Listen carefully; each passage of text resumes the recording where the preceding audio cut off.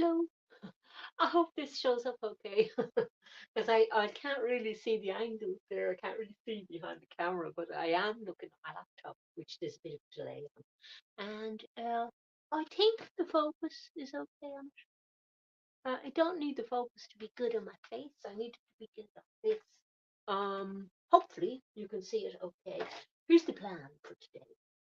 And as far as there is a plan is um the little intro clip you saw at the beginning was me. That's the last video upload I did. That's just a little clip from it. In that video upload, it was called Let's Go Ting Ting. Ting Ting is my little e-bike. And I go off for painting and sketching expeditions on Ting Ting. And I went on the first one of the year last week and came back with a sketch. Well, I'm thinking I would like to do that sketch bigger in acrylics, just to get me warmed up for painting. I would do it in oils, but um, I just can't face the potential spills and mess of oils this early in the year. I need to warm up to it with acrylics, which are slightly easier to organize, clean up afterwards, isolate spills, etc., etc. I don't enjoy painting with them as much usually, but there's always an exception to a rule because painting changes all the time. But I think it'd be an interesting thing to do because when you scale up something to do a painting from it, different things happen and you discover how good your sketches are and everything. Now, as it happened, you can probably see a better shot of this one in the last video I uploaded on the videos tab. But um, I was kind of happy with the sketch. I'm never 100% happy with things, but I thought it was a nice loose sketch. And I want to keep that nice loose quality, or see if I can, on a bigger scale. Now, I have something pinned to the canvas at the moment, but this is the size of the canvas. And I actually thought it was a bit long that way, but now that I'm looking at it, if I pull this in, uh, a bit closer to me, the proportions look not dissimilar. So I just had that pinned up because I thought you'd like to see some of the mixing if the acrylics don't get too runny and run away. Because my acrylics tend to be always very runny. I use until they run out anyway. I use the Galleria range, which I find terribly runny paints. But I'm used to oil paints, you see. So acrylic paints are a lot runny. Now, sometimes I put a thing up here, which I think is in the shot reel, but whether it'll stay there, I don't know because there might be a lot of movement here. But we'll see. Look, we're doing well. My head isn't in the way of the camera, so this is probably the best we're going to get. So basically, we're looking for an underdrawing that's kind of the same as this. I do have a photo reference, but the photo reference is unsatisfactory because I don't like the colors in it. It's very killing and it's very boring photo. So to me, just working from the sketch is more exciting. But there are going to be challenges in that, aren't there? Accuracy for one thing that I'm not going to get accuracy. So there's going to be a bit of makey up here, but it's going to be a warm up paint for warm up painting for starting the year, okay? Because I haven't done a painting on canvas yet this year. So I think I'd like that. I'm leaving this bit for a minute. I know that pumpkin bit is going to go over there, but we're just going to do a little bit of mixing here before I fill that in. So there's a line, this landscape line of trees in the background. There are two clumps of trees which have sort of turned into one in this sketch. Goodness knows what they'll do on this. But you can see me doing a very loose sketch in the video uploaded for this. So if you want to see sort of more sketching technique, you might like to watch that video. And part of the reason I was pleased with it as a finished painting was the under sketch proceeded nice and loose. So I'm trying to keep the same feeling of looseness going in this one, but I don't know. I don't know if it'll work or not. And one of the things I was happy with the small picture is these little humpy, clumpy bits of grass that haven't yet grown back because spring hasn't completely sprung yet. And I often struggle to do those and managed them okay in that sketch. So I want to see if I can manage it again on a bigger scale. Bigger scale adds more challenge. So I'm just doing the same thing, putting it in very loose. Let's start. And what to start with? Do I start with that? I'm afraid to start. Okay, so let's get just these are CPM paints. They're from the little set of old paints that somebody gave me. So, you know, some of the colors are a bit dried up, but they're okay. And it's nice to have freebie paints that I don't mind using a lot of. I wouldn't buy these again because look at how different they are to screws. But see what I mean? Oil paint would stay. In future, what I probably do when I'm replacing this set of Galleria is I probably buy the individual colors in Liquitex, which seems to be good value, and they come in big containers. You know that you can take the whole top off and get a palette knife into it. We will be using palette knives today. Haha, we're gonna have fun. Okay, so I want some blue. I have a nice cobalt blue. I have a limited palette today. That just means I don't have very many colors, just the basic mixing colors. So I have two blues. I bought a Prussian blue recently in acrylics, very small because it goes very far, and cobalt blue. I prefer ultramarine. I only have a couple of choices for blue, but you know, this is okay. And then I'm going to, because it was kind of a grey spring day, I'm going to get some black going as well. I have Mars black. I often use a lamp black as well. But again, it just depended on what I get.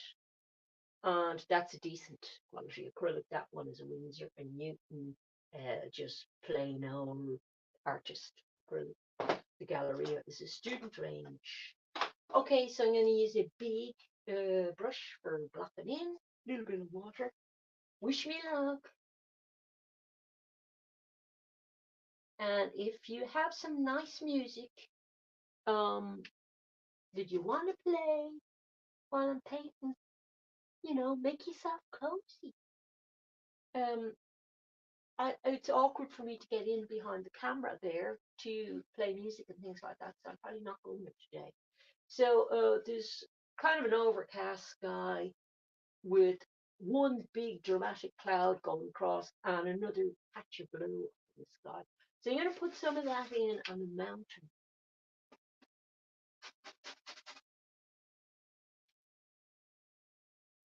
And unlike the jelly gouache on this, I'm losing some of the drawing I did, so I'm not bothering very much with drawing being very good. And I'm working quick to try and get nice brush strokes going because that shows up in your work, you see. And I'm sorry, but I'm going to have to take this down. Hang on. Without tearing the canvas would be nice.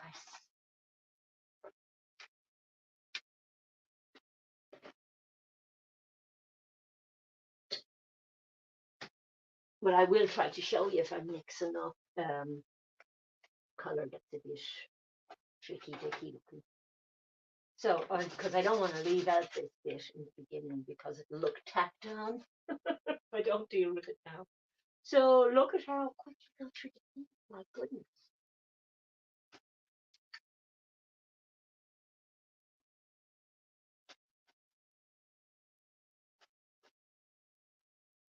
Okay, so already I've got a nice little sky with quite expressive.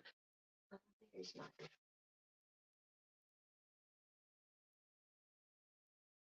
So the nice thing about acrylic, even though I said I don't work with it that often and I wouldn't like it as much as oil paint, is that if this turns out I don't like it that much, but I sort of in the middle of it decide I wish I'd worked in oil paint, I could change to oil paint. And I don't really do it much, but some people do this. They do their underpainting in acrylic so they can get all sorts of nice, quite a heavy painting done first, and it'll all dry very fast. And then they come along and work in oils over it. You can't do it the opposite way around. I don't think the acrylics, stay put very nicely on top of oils don't stay put nicely on top of acrylics, but or acrylics don't stay on top of oils very well. You might get them flaking off, even if they look like they're staying on, you know, a little bit down the road. You're not really supposed to do that. Um, just to be aware of that, but it works that way. Now, I don't know what shape that hill really was in actuality, and I don't know. So I had a darker line of trees back here. So I'm doing the background and working my way forward because those trees are going to have a lot of background stuff showing. But that line of trees, I'm remembering as very brown. So I have a burnt umber, not very much of that left. So that will have to get a replacement one this year sometime. But I have this color that was in the stuff that the person gave me, and I really like it. It's just called terracotta, but it's kind of like a very pale Indian red, and it's kind of a useful color. So even though this black is just a bit grey, I'm going to add some of this into it, and you get this lovely dark brown. And although I'm using a square brush, I'm working the side of the brush to get little things. And just get some lines of dark trees. And I could even do things like get small brush out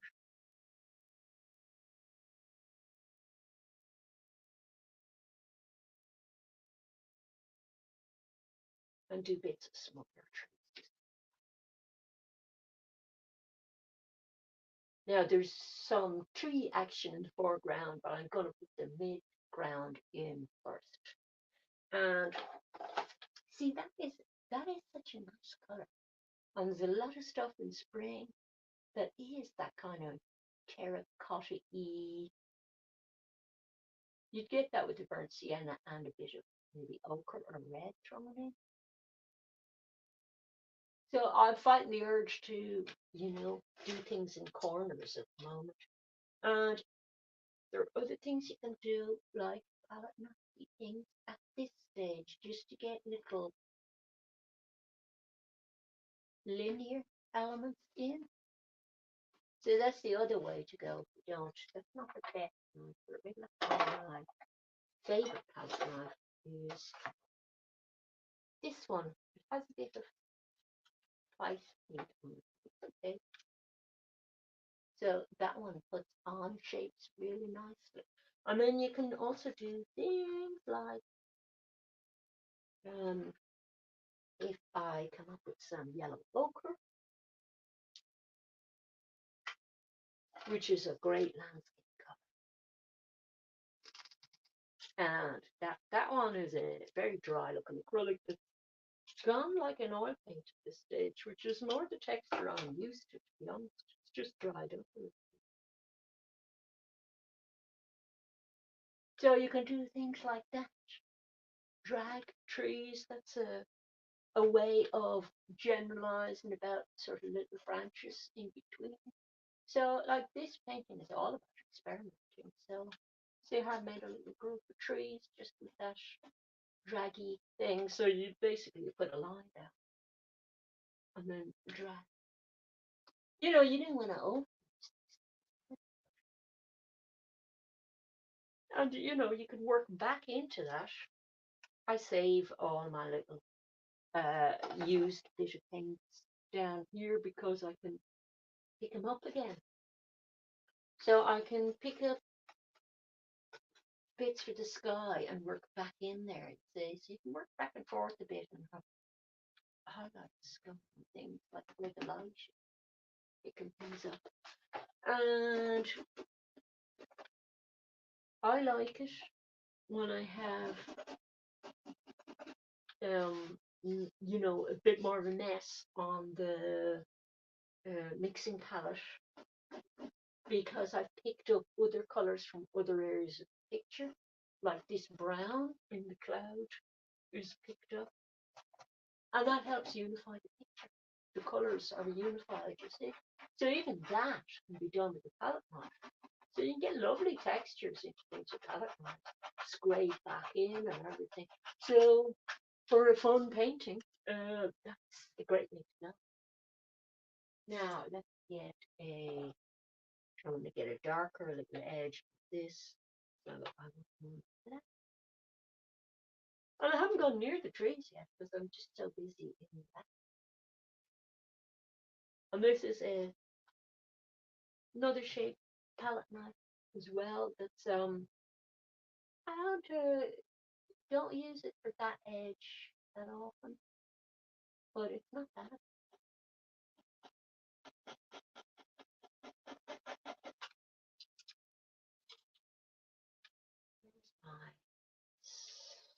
And I cleaned up that table, but of course, well, it's not too bad actually. It'll be easy to clean after this because I have a clean drawing board as well as this older drawing board here. And I bought a new thing for the studio, and it's over there. You probably can't really see it on the shot. A little, what you call a butler's table.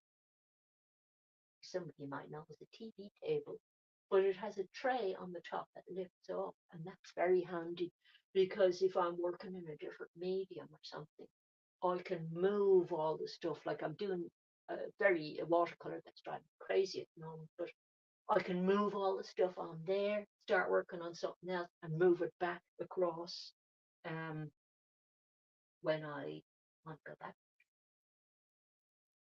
Okay, so that I think that now looks a bit more with the landscape, but see, I'm paying attention to these little bits because they're part of the mood of the paint. And there's a little purple up there that I want to get in. I have a Windsor violet, which help me.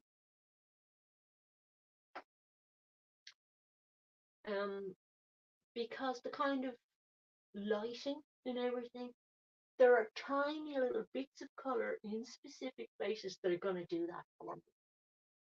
So I have to deal with, you've got three elements having in a landscape. You've got your distance, midground, and foreground. So each element is going to have slightly different, each element is going to have, each element is going to have slightly different lighting conditions and stuff in the background. It might, depending on the time of year and the lighting, have more bluey or purpley tones in parts of it. And this one does. This is my brown shading into that Windsor violet mixed into brown.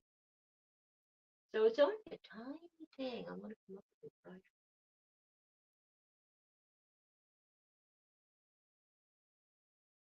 But it does give you that signal, hey, this thing is further away.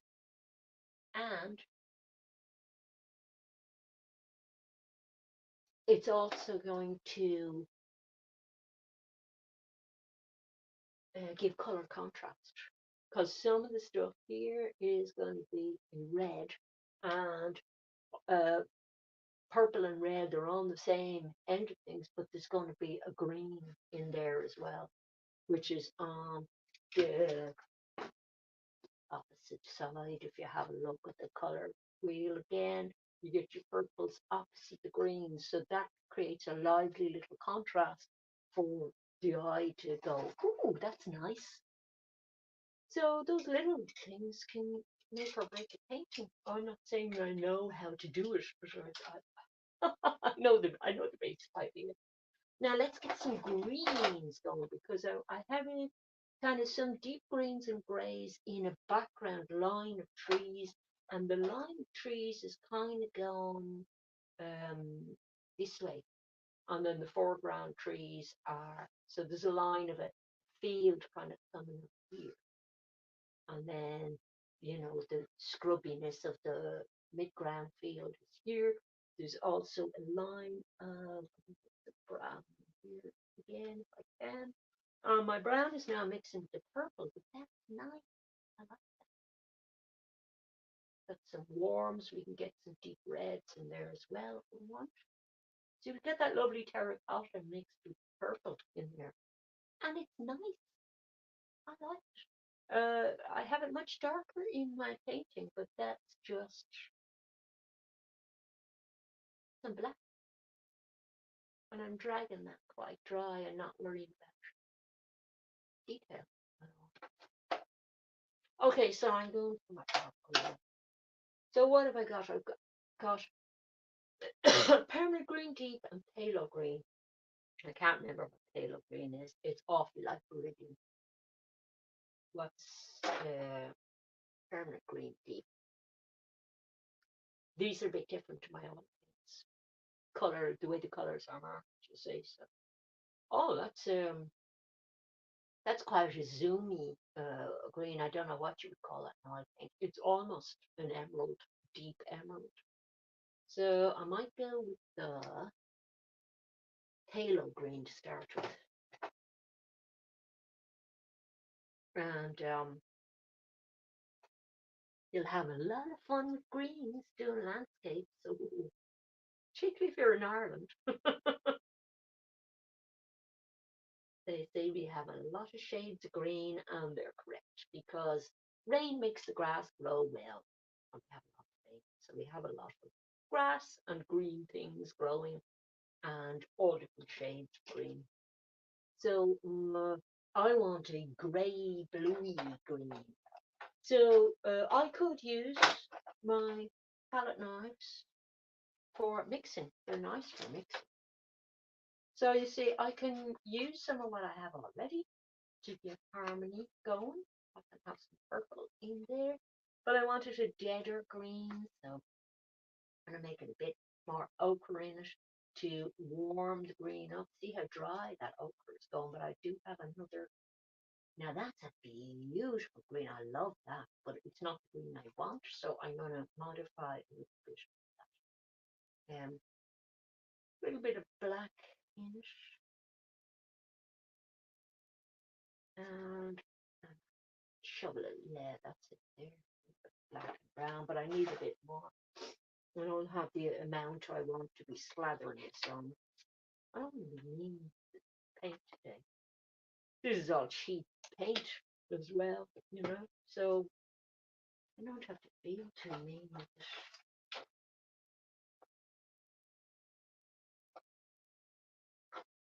That's a really nice color, actually.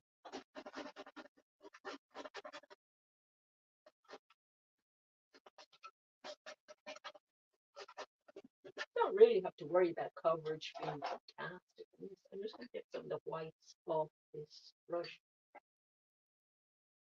I hope the sound isn't bad because I have on the camera, I have the sound turned up full, but I tend to have to be very close to it. For just going to water that down just to get coverage and brush strokes. You can get nice things happening. Accidental things that kind of help you. I'm going to do my little trick with the palette knife because there's going to be some bits of terracotta colours in the trees as well, and little bits of catching the light because the light is up here somewhere in this. So it's not very strong because there's cloud cover, but it is catching a little bit this and this. Now, whether it was in the photo, I don't know, but in my imagination, that's what it's doing. Not a huge amount, just going to do it a bit. And it sort of lifts that backgroundy area a bit. And then I'm going to do this little weird trick here again with the dragging to soften the tops of the trees. And I'm facing away from you, so possibly, sorry, could be mercy. Now, you see the way this structure kind of emerging already? So you can play with that. Going back like this. It's definitely very different from what's happening in the drawing. And that's great because I don't want the same thing repeated exactly in a bigger painting. That's boring to me, you know. So I'm going back in here and going to reestablish some of the grey blue and try and find the top of those trees again. So this idea of painting up to an edge and then painting back down to the edge, I use that a lot. I find that such a handy thing. And then I'm going to just find little points of light in the trees as well. And that's nice. I like that as background. But we're going to ruin a lot of that because we're going to put stuff over. Not too precious. So I want to get that cloud a bit more up here before I put in it. And then this was lovely and loose, and it has some yellow in it here and kind of a sweep upwards that I love. So I want to get my favorite color out. I'm not as buff titanium. I could have just gotten yellow ochre if I wanted to. But this is like a Naples yellow. It's a lovely color, and this is Galleria, but it's dried out a bit nicer than the other. Some of the Galleria colors are runny, you know, and some of them are lovely. So I don't know, it depends on the color maybe. So see the way I'm mixing that in with the pale grey blue I had, and you get a lovely subtle color rather than just leaving it just the titanium. And you see the way you can do. It was a bit windy. If you look at the original video, I'm trying to capture the feeling of that day as well. And there was it was a spring morning. It was balmy, but there was a little bit of a breeze every so often, and that lovely fresh breeziness of a nice spring day. That's the feeling I'm trying to get. It's not a dead painting. It's a painting where I was there, and I want to capture what it felt like as well as looked like. But what it felt like is more important in this painting to me than what it looked like. I mean, you could even do an abstract of it, you know, and have a great time doing that. But I like that now. That sky, the white is very off-putting. That sky is lovely now. It's exciting, you know, and it makes sense. So some of the clouds were gathered around that blue bit, which was trying to break out. So I'm going to keep the very brightest part of the blue here. I'm going to try and finish this picture today. I've been not finishing pictures on my live streams recently. This is going to be a try to finish. Okay. That group of trees isn't super convincing, but it might be coming down much lower actually. So I don't want too much. But if it does, I'm going to have to lose a little bit of the browniness in favor of a more grey blue. But you see the way my brush strokes are going different directions for particular reasons. All that adds interest to a painting, I think. And go on different angles with your brush as well.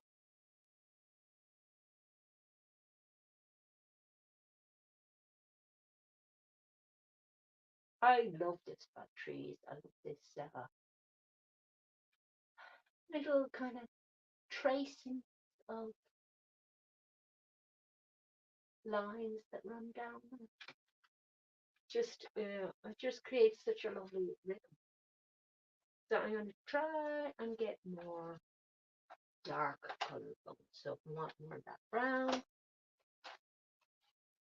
And my palette is getting quite messy now, but I like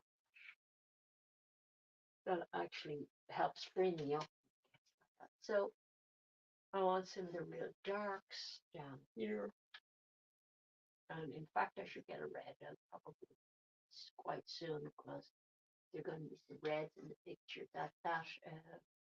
Black is a rather sort of dead-ish black. I don't know that I want the whole thing dead. See how the edge of the palette knife is helping me a bit. It's quite hard to control it, but you get that right on the edge of your palette knife and drag, you can get some nice kind of intersections of things. You can't get curves as handy, but you can drag. And what else can you do? You can drag the backs of brushes to get lines as well if you've got thick enough paint. See there are little bits of the paint coming up here.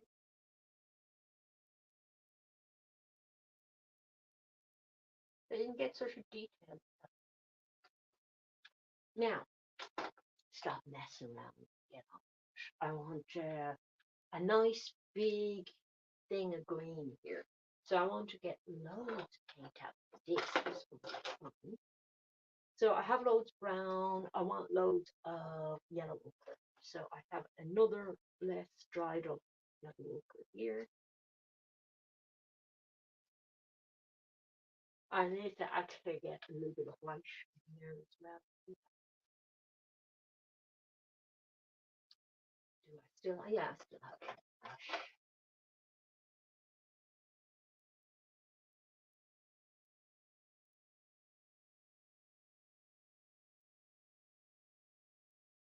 See, there's still a little bit of brown that I picked up from elsewhere. I don't know, curry. That's okay though. Again, it's making the whole thing a bit unified.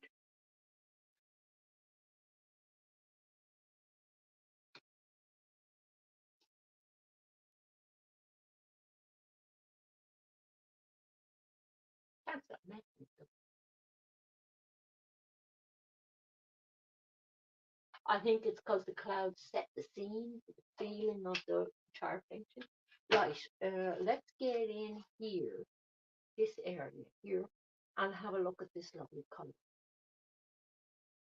It's got a lot of yellow ochre, hasn't it? When I get my buff titanium out, we've got white.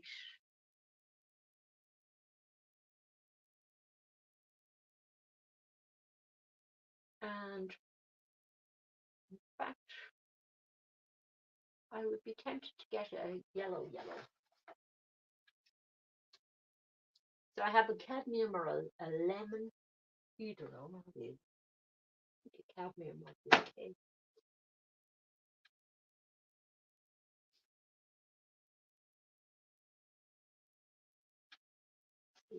Ooh, looks quite different on the thing. It's going to have to be a lot more ochre. So let's get more white. It's too cool a green. But that's okay. We can leave little bits of that in because a little bit of difference in the color will add interest. Oh no, I did have paint all over my face. This is why I didn't want to launch into. That's why I didn't want to launch into oil paints.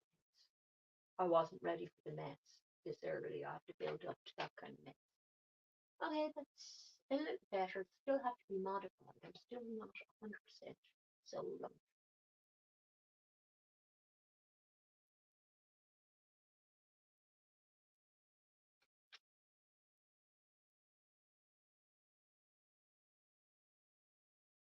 Now, these are the bits that when I started doing landscape, I had dreadful trouble with, and I think it's starting to get easier finally. Um, I think I used to just try and get individual structure too much rather than looking at it as blocks of kind of color. I don't know, like, I mean, if I'd known how to do it at the time, I would have done it. Sometimes you just have to work your way through these. But this thing of putting in a block of color and then coming at it this way with little tiny downstrokes for you're making your grass with those, and some sweeps as well, you see, to get structure of how that thing is coming across. I hate sounding like I know how to do this. I don't. I'm constantly struggling with not knowing how to do it. In every painting, there's something like that. And I have at least as many failures as successes. At least more, a lot more probably. I'm depressing myself. But um, afterwards, when I get something to work, I go, oh yeah, I know how to do that. But then I'll slip back again. So I don't want to sound like I'm telling you this is how you do grass, this is how you do trees. I don't know. I'm just like everybody else. I'm just struggling to do it and finding it exciting. And quite often I look at my palette and find the palette more exciting. So um, I do want to do a series of paintings that are the palette I used. And I did save my palette last year for that. And didn't come up with paintings from them. Came up with collages, but want to do more. Okay, so some of the mid-distance thing. I'm glad I have this on video because I like that bit so much. I don't want to paint over, but I have to. So I'm just going to look at it for a minute and say goodbye. But look how nice these kind of colors look in front of it. Ooh, aren't they nice? Please tell me you can see that properly. I can see it. I can't zoom in or anything to show you. Believe me, it looks really. You have to just believe me. So I've used all my yellow ochre already. So I can see the point of not buying them in little tiny tubes unless you're painting really small. This way painting uses up a lot. I'm in here now in some of the trees, and this is the scrubby bit in between the trees. But it's exciting so far, isn't it? I think it's nice and exciting. We're going to need a lot more yellow because this bit here is very, it's actually very green and not bright enough for me, but it is very yellow. I'm enjoying this more than I thought. I thought it would be a lot drippier, but that is got a very oil painting effect without the, me worrying that I'm eating oil paint or spreading it all over my furniture thing. So this is a nice, gentle start to the painting season. It's going to be a great year. Book ourselves up and tell ourselves that. I might have to get a lemon yellow after this. Oh, it's just not got the correct punch that it did in here. It had a lovely punchiness to it. But I'm going to put it in with this ochre first and just reserve, if I do get into lemon yellow, reserve it for tiny little patches. I want to have a bit in the middle that's kind of structured like a big humpy bit. Because the field actually goes down, sort of has humpiness in the middle and goes up a bit again. So I'm generalizing a bit, but you've also got quite a big expanse across here to cover. So I want to have some interest in that expanse because the eye has to have subsections to rest in. If I had just a, a composition that just brought your eye out across, it only has this and this to rest in, and it can't rest anywhere in the middle, so it's a bit unsatisfactory because it's like a tennis match where your eyes are going bing bong from side to side. So I can see more nice browns in the middle. So my limited palette is doing quite well. Handling itself well.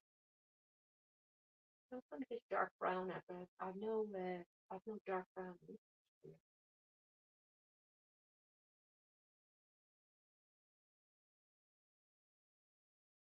And what I was doing, sorry, I've turned away from the camera again, which probably makes it harder to hear me. I'm ending up trying to shout just in case you can't hear me. I'm looking for the little brush I had with me when I was out. That was a slightly messed up brush, but it was great for doing grass. And it might be that one, yeah, because it had a green see-through handle. But it won't mess up for me enough today to be able to do. They were actually separating those. It had dried out somewhere. Yeah.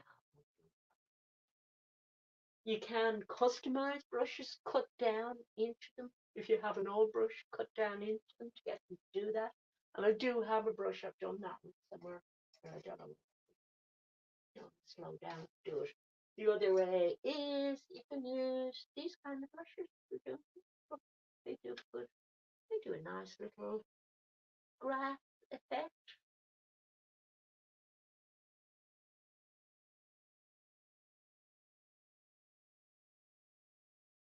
I have a little bit of purple in here. Not getting quite the effect I want, but I'm going to continue filling in the foreground because I want to get rid of some of the white before I do anything detailed. And I still haven't put in the foreground tree there because I want to have all that stuff in.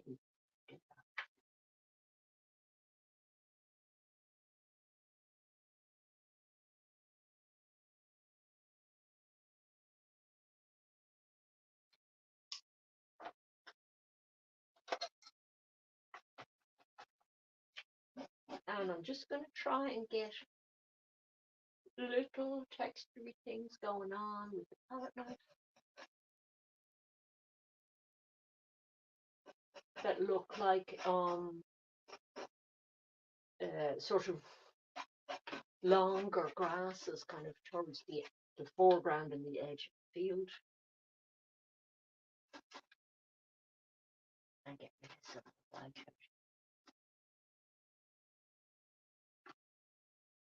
And I think I need to make more dark brown.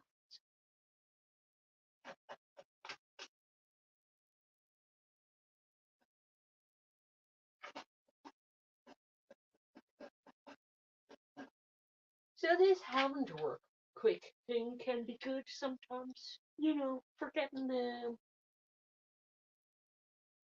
a vibrancy and spontaneity into your work. There's definitely, you can see kind of quick motions in there that are quite exciting, I think, for the eye and enjoyable. So let's get some more dark brown. I'm going to need it for this bit. I'm going to establish a little bit more of some of the line here. Have some nice little dark areas already. And I have ignored chat. I'm terribly sorry. Hello. Oh, good. I'm glad it looks nice from there. Good, because it's all very random whether somebody can see things or not. When I'm filming, my filming is that good. It's just that good. Okay, so I'm going to get a dark brown and just have a little bit of dark brown behind these trees because I want a tiny bit more depth, just a teensy. And I'm going to start getting the red out now. So I have a weird red, a pyrrole red, which looks like a dark cadmium, and I have a vermilion, and I think the pyrrole red, being a pinker red, is nicer. And I don't know how I'm ever going to paint if I lose my teeth. Because I'm constantly having to use them for opening tubes with. Yeah, so Friday, I hope everybody's got a something weekendy to look forward to, whether it be painting, reading, going for walks, and I hope people aren't working all weekend unless they love their job. So I'm only doing little bits with that, just to have a little bit more depth. And see, it's constantly stopping myself from fiddling too much with different bits that I don't need to be fiddling with at all. I just sort of suggesting that there are some things in there.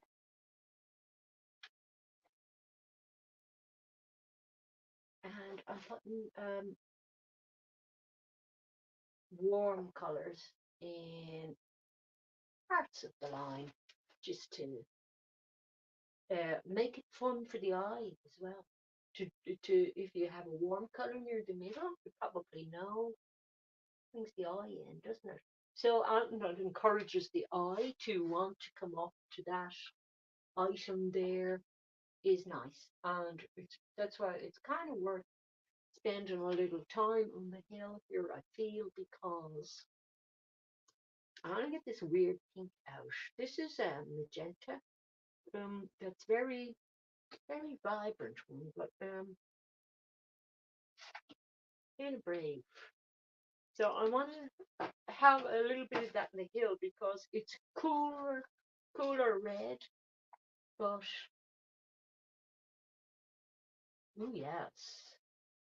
So mixing that in with that purple that I had might be nice. We just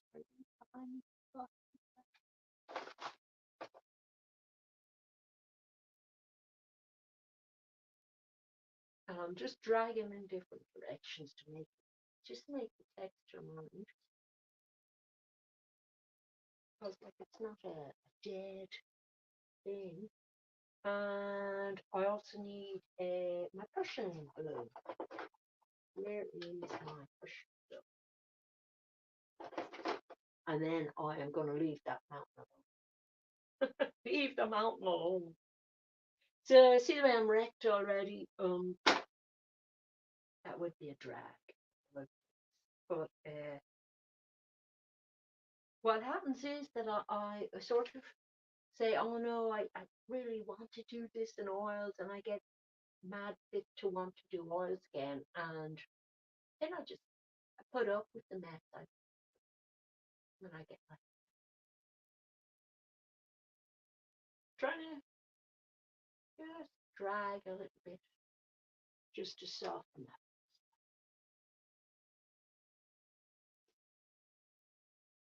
Okay, so I've very slightly softened that down. I think that's improved it a lot there because that was bothering me, that whole scene. Okay, so while I have this out, I'm going to get some tree boughs in, and I think I have a lot of the colors that are good for that already out. So like these are silver birch, as far as I know.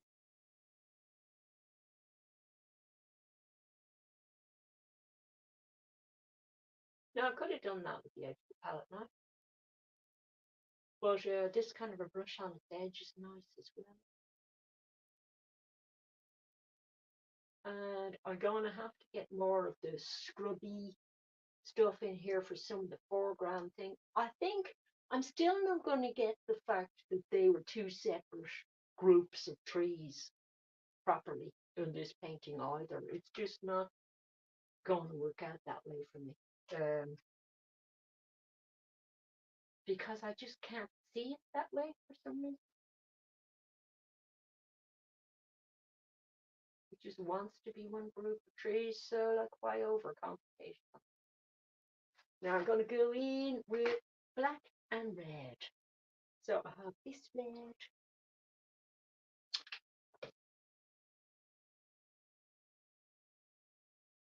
I'm just looking at the screen to make sure nobody's saying anything vital which I absolutely need to answer. But you've been very kind, just letting me rabbit on. Now that's lovely because it's not completely black. It's got the red going because it was a very warm red. It's also got the darkness on it. So I'm taking for the birch. I can also drag little bits of brown or colour across the bow in spots if I want.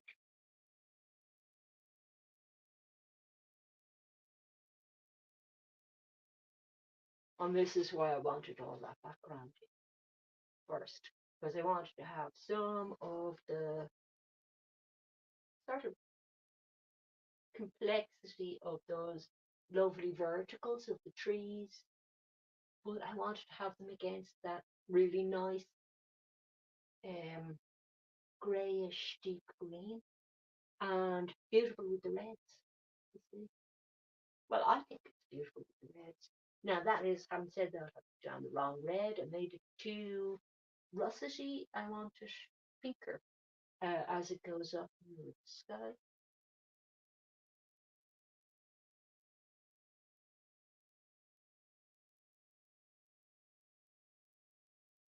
And I'm trying to keep myself working fast.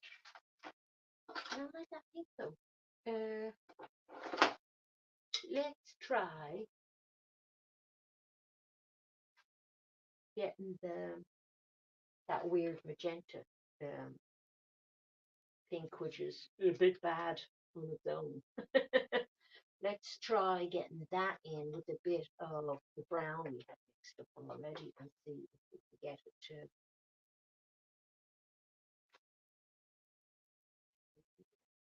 Now that's kind of interesting. So who would have thought that kind of pink was going to paint? But I like it.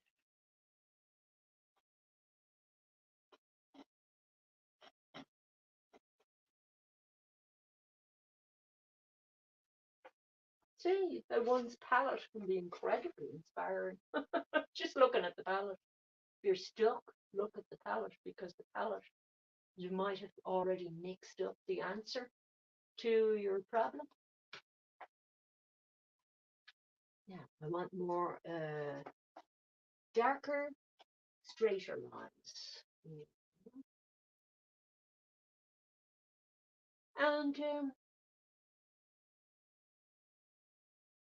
I'm only feeling that I'm only getting the hang of landscape now a bit. I was a few years doing landscape, and some of the stuff was so terrible, and I still do some terrible stuff. You might think this is terrible, I don't know. But I don't find landscape easy, I have to say.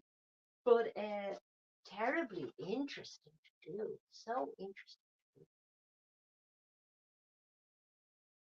And see, different every time of year, and it has so many abstract elements in it as well. I just love it. Now, see how red that is? That's really taken over. And I don't know that I wanted to take over that much, man. So I'm going to modify it again and mix it up with some of the color that I had in my palette out mixing already. And I have beautiful neutrals now mixed, you see, from mixing in with other colors. So I can take some of my neutral and just have little bits of that colour showing through, and that can be very nice.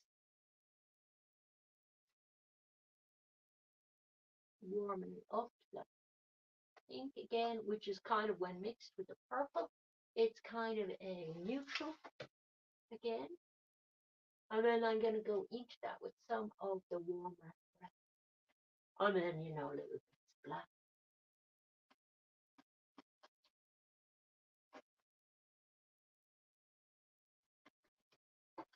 Now let's get some really pale yellowiness going down here.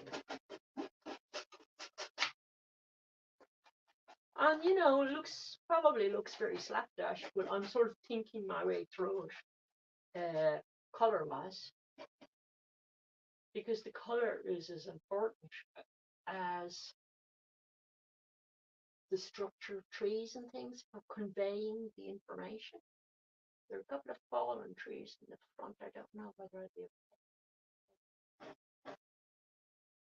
trying to get the nice verticals of this very bright stuff happening beside those tree verticals. That's not so. So that.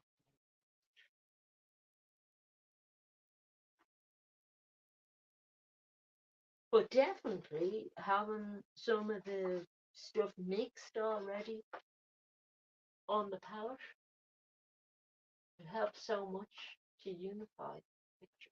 So I'm going into quite dark things happening here, where things are sort of headed off into sort of edge of things.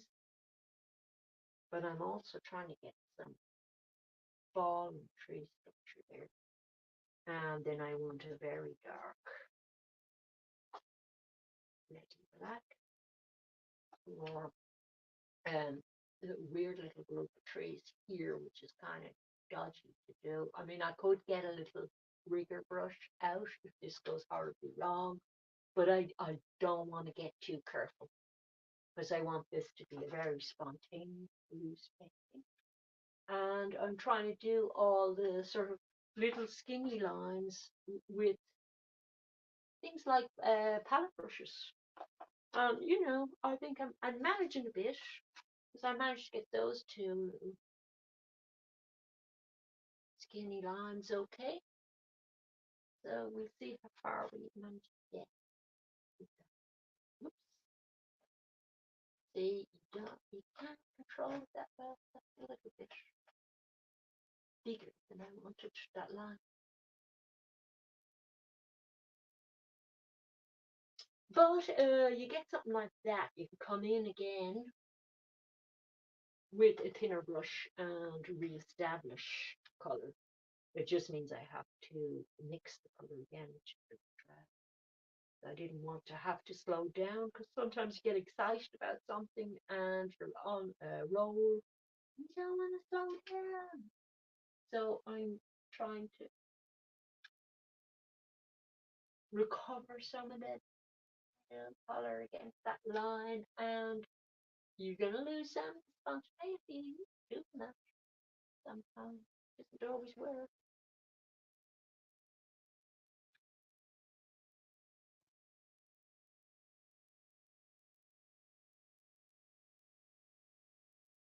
And sometimes I like to go between branches to get a little, those little darts of light that come between branches. That's so, it's a particular lighting thing, but it's a thing I'm very fond of. So I tend to do this. I don't want to overuse that either. But this is the idea of painting up to a line and paint back up to it with the other color.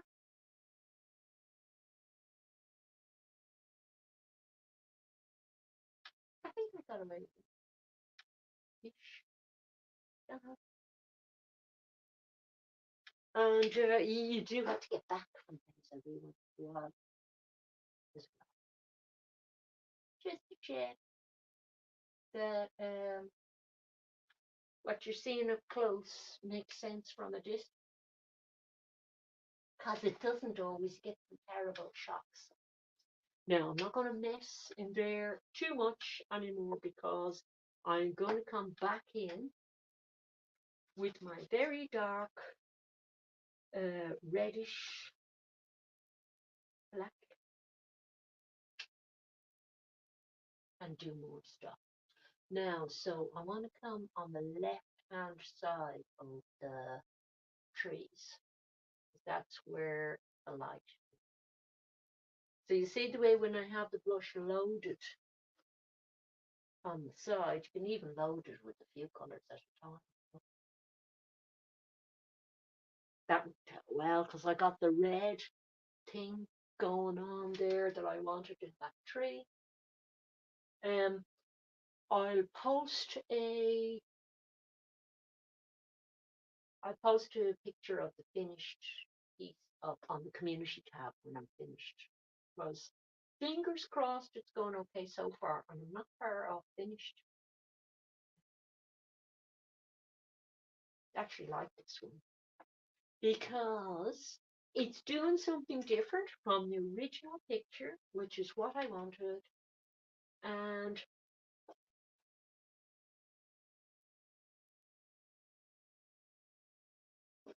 I didn't want just a copy of the original painting, sketch, whatever you want to call it. It's just doing something different, and I like that. And what it's doing does describe that experience that I had being there on that particular day in a way that is interesting to me and exciting. And you kind of, I think you sometimes have to assume that the viewer is just like you know, which isn't true. But it's all you've got to work with, really, you know. So you have to assume that what you like and how you see things is something that the viewer would be interested in seeing, you know, and just kind of trust that a little bit. So again, I'm thinking in um, little blocks of color, really, to get at structure. But I'm also thinking about what way the lines are flowing. So I'm trying to get like light hitting edges of branches now at the moment, and on this kind of foregroundy thing, which is a very grey bough, just a sort of gnarly shape.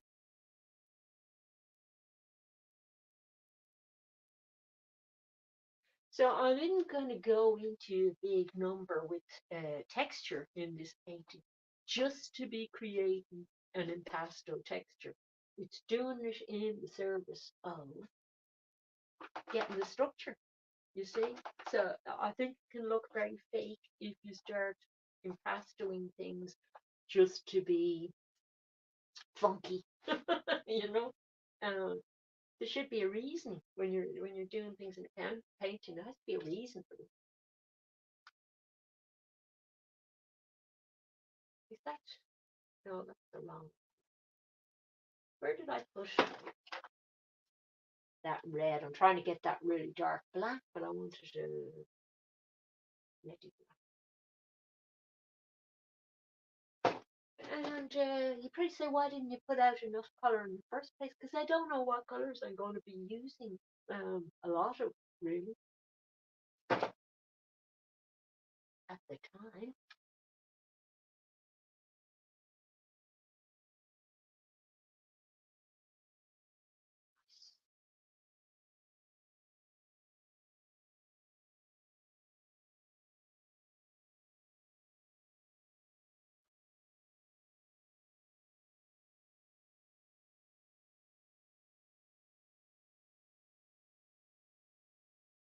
I'm trying to have this interesting tangle here, but not have it too painted, just kind of suggested. to let the viewer do some of the work on it.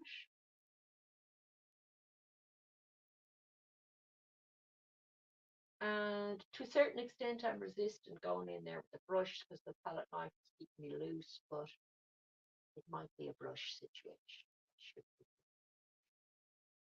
So you see how much of the background trees we lost. But I don't know, I think they still make sense being in there. Now, the other thing I want is some little suggestions of grasses, and I'm doing it with quite a stiff flat brush, just to show where the background is meeting and bottoms of trees, really.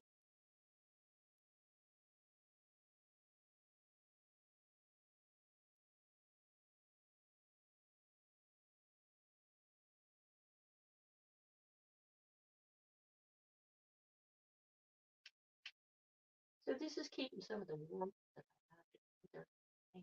So I like that. But there are areas that are a bit cooler, like in here, and I want to have that very deliberate. This is a kind of a green brown here, with a much more tonal. Sorry, I keep speaking too low. I think.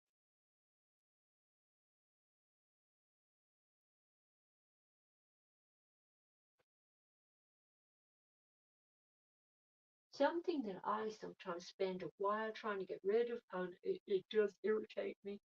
Um, and this is why underpainting is a good thing to do sometimes, is little tiny white bits. Sometimes I find them very distracting because they wreck your color balances. Like this bit down here is kind of wrecking color balances a bit. Um, but you could leave them, like make it part of the composition. But if you do that, it has to be done fairly deliberately. I never was happy with the yellow. Maybe I should get some lemon yellow in. See, let's see how lemon yellow would change things. Just tip it in tiny little bits. I don't know what we're at time-wise. We must be well over the hour, but we're nearly finished. Yeah, we're only 10 minutes, so we're nearly finished. So here's the lemon yellow. Yeah, it's a different feel to it. It's still not quite the color I was looking for, but it's okay.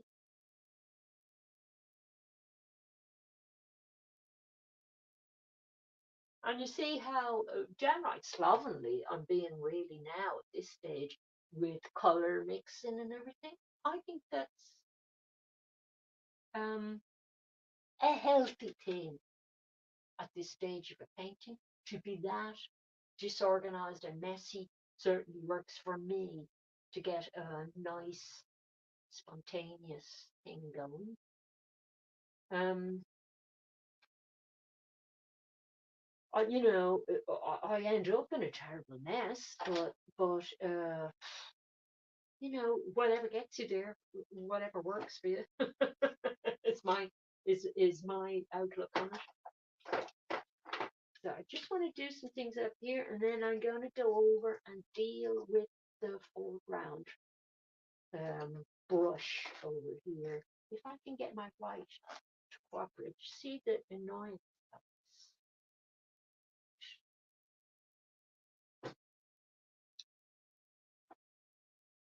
And I want to come back in there with the blue brush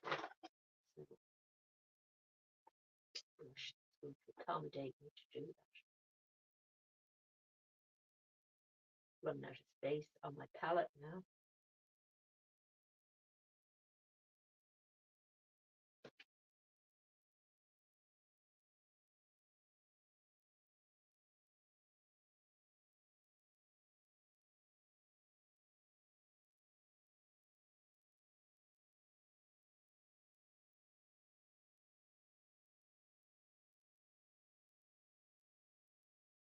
And I finally shut up for 3 seconds.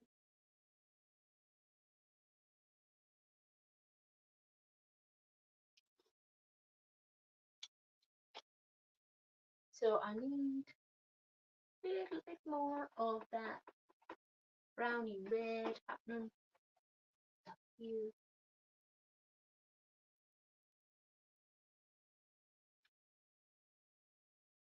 And quite often I'll do that thing of wiping the side of the palette knife off the side of my palette that I'm mixing on so that I can get it loaded up properly on just one side of the knife to do like something linear. Sometimes I don't want the line to be, I'm having difficulty getting that line actually. I don't want the line to be coming out too wide from there. That's a bit better. That red is nice now. But I don't want to go too wild on it. But I want it to have a nice rhythm at the same time. There we go. And peeping out from the back trees. Don't overdo it.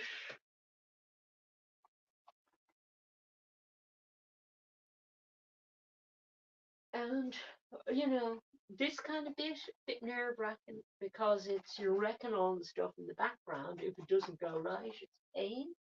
But you know, you have to launch into it, not worry. And that is the joy of painting, isn't it? Really, just launching yourself. So like I like that now, and gonna go very pinky on one bit here in the foreground. So I'm gonna get that mad.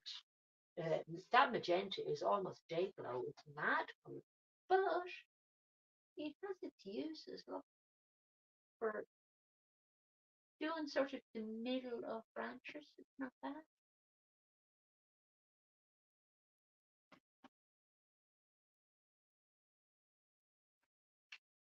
Now I have to move this because I can't get a clean sweep down at the bottom of the canvas. So I want to be able to move that off.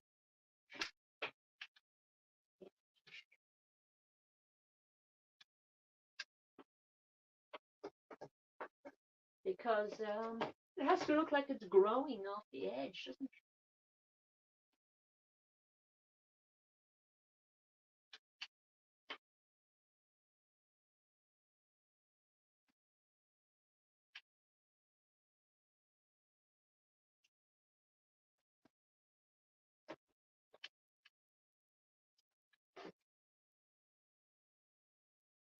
I'm still messing with that cloud.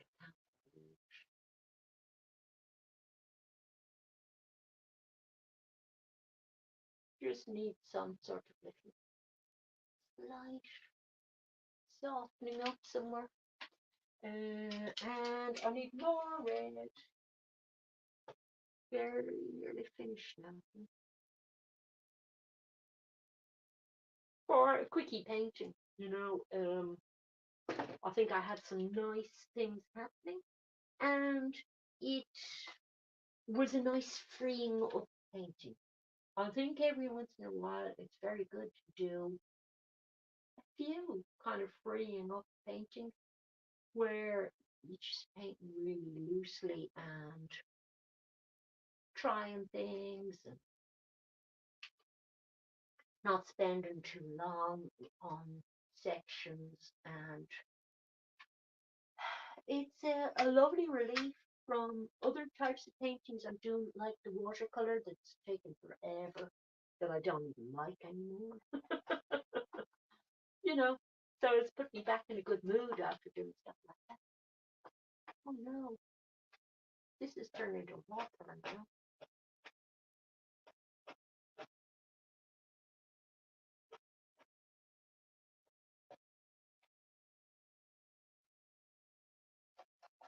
Bring the gone elsewhere. Um, I must have some dark green bits I haven't dealt with yet.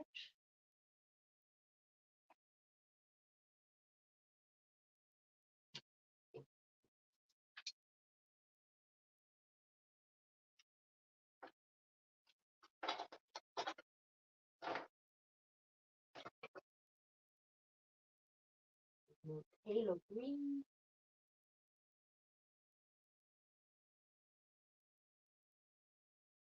So I'm doing a more, just a couple of spots of a more springiness green going on. Where's my lamp?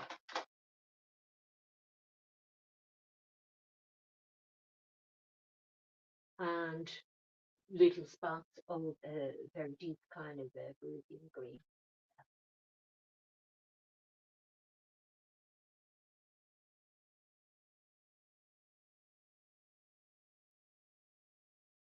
So I haven't really gone near the water very much except to clean things. I'm gonna get some of this zoomier green with this fish. I'm not that happy with that sort of edges of that. I might do a little bit of edges. Now that these are really zoomy greens, so I don't want to overuse these. And I'll intermingle them with some salt.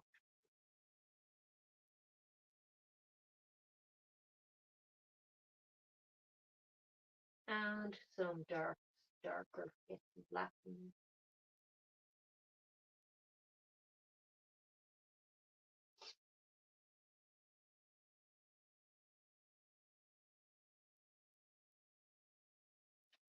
And I'm still trying to avoid the fiddly disease, get too fiddly.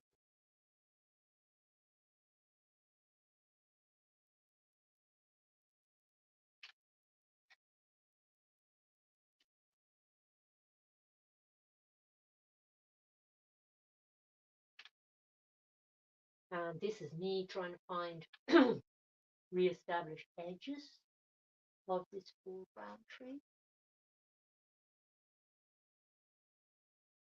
which kind of lost the one with it.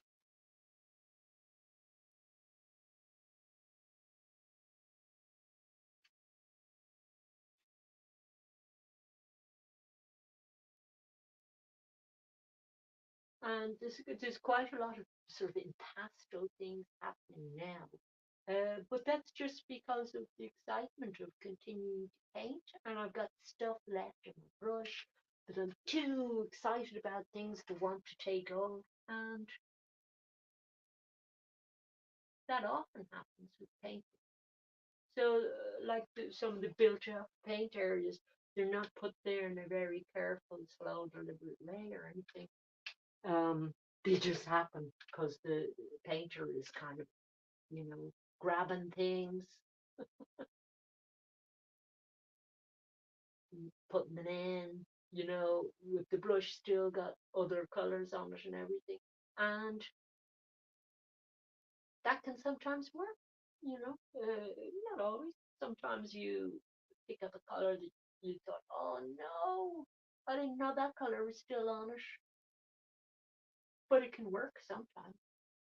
I mean, all the sort of blue bits that are left on this are helping me here. Quite helpful.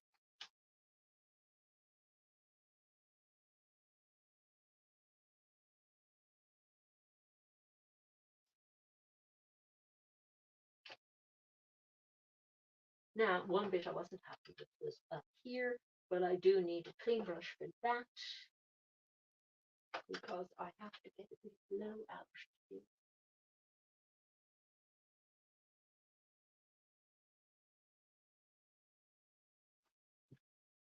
And the speed of acrylic drawing, this is where it can be pretty handy for areas like this. which this one isn't dry yet, but it can be handy for that because you won't, if you give it a few minutes to dry, you won't be picking up the same color. I'm looking for my other pen.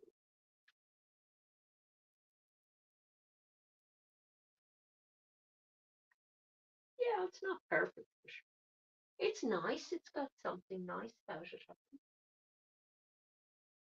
It's not bad for an hour and a half work.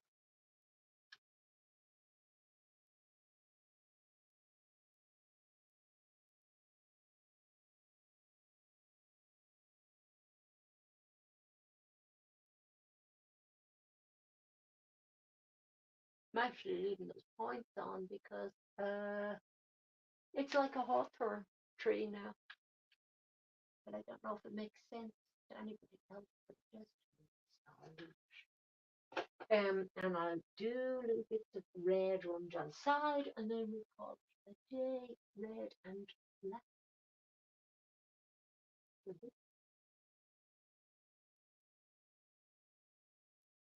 There was a lot of red in this painting for something that's a landscape, but um, the spring landscape is still a lot of red around, a lot of red in winter and autumn and winter, and then there's still a lot of red around in the spring.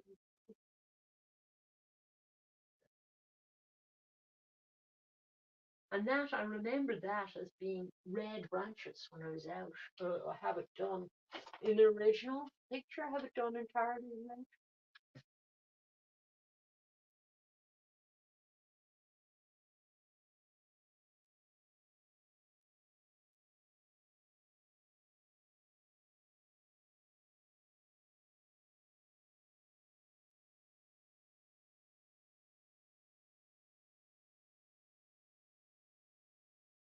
These are actually the hardest bits, and it's not messed up, I find.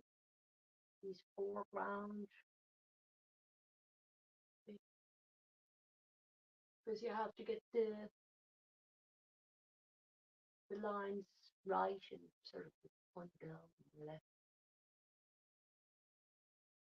and not too sort of thick and ignorant.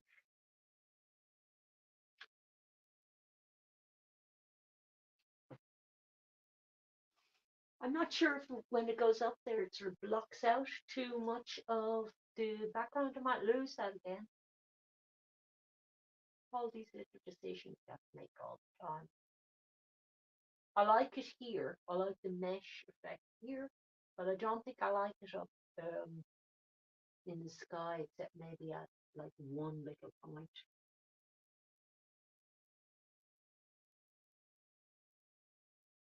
You just make it brighter then.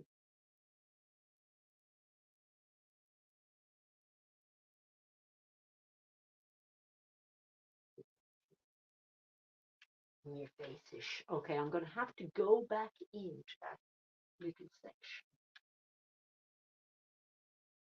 And this is where somebody could mess for another couple of hours. And I quite often ruin things, messing with them for too long. But I forgive myself to some extent because it's a trying to reach for something that's better painting than you have been doing. So in order to get to sort of your better painting, you have to be prepared to sometimes ruin something. But I want to stop before um, an overworked comment today. Definitely, I want it to be a very spontaneous painting, so I definitely don't want to put over. But I do want to get rid of some of these. I'm not liking those; they're not working for me.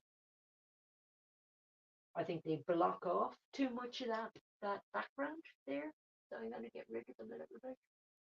And I'll leave them in some.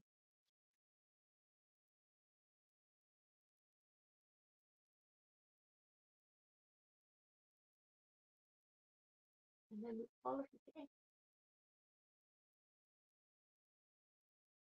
Okay,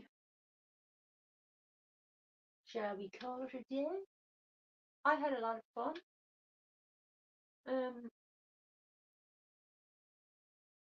I hope you found it a nice, chill thing to do to watch me paint it. You weren't doing nothing else. Maybe you were just listening. And have a great weekend, everybody. And see you soon. I hope you enjoyed the slightly different view we have today. And bit of mess. What do you think? Does the palette look better than the painting? Don't tell me in comments if it does. I think the painting turned out okay. I'll take a photo of it and put it up on the community tab. Okay, and that was a very enjoyable session. I don't think I wrecked too much furniture doing it. I don't think the cleanup will take too long. Oh my God, I have quite a lot happening in the chat that I didn't know about.